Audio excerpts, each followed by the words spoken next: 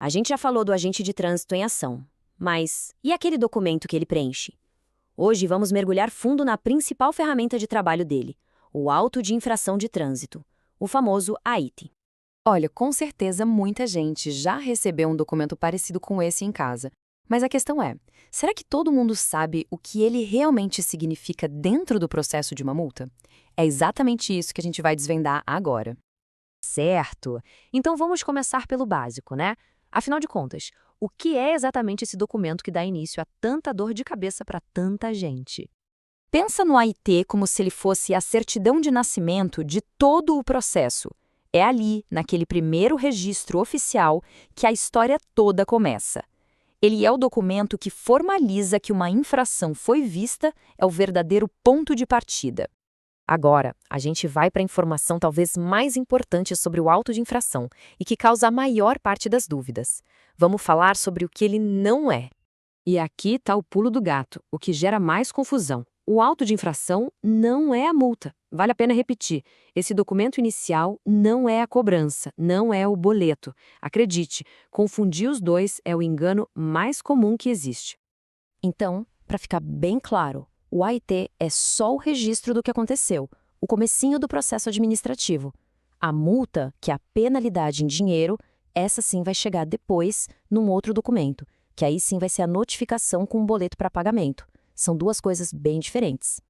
Ok, já entendemos a diferença, mas como é que se sabe se um auto de infração é válido ou não? Para isso, a gente precisa investigar a anatomia dele, sabe? Os componentes que a lei obriga que ele tenha. E a resposta para isso está na lei. O artigo 280 do Código de Trânsito Brasileiro é bem específico e exige que certas informações estejam lá, escritas, de forma obrigatória, para que o AIT tenha validade legal. Então, como fazer essa conferência na prática? Basicamente, seguindo um checklist de 3 pontos essenciais. Primeiro, a tipificação da infração. Segundo, confirmar o local, a data e a hora.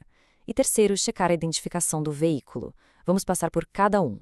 O primeiro passo, a tal da tipificação, é fundamental.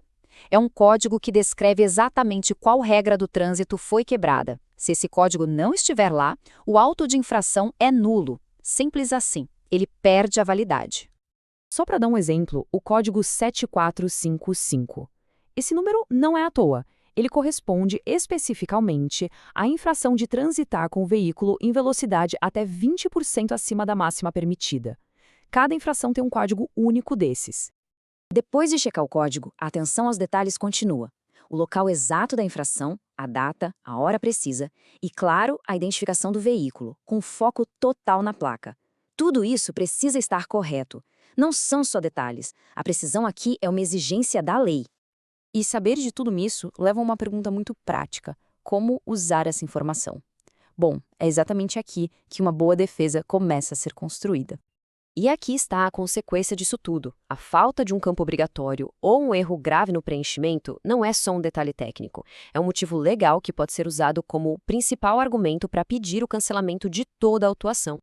Entender que a lei exige esses campos dá a base para argumentar na chamada defesa prévia. Essa é a primeira oportunidade de contestar a autuação, apontando justamente essas falhas formais que podem existir no documento. Certo. O auto de infração foi feito, a gente já entendeu a estrutura dele, a importância, mas e agora? A história não para por aí. O que vem depois? Então, para a gente amarrar tudo em 3 ideias centrais.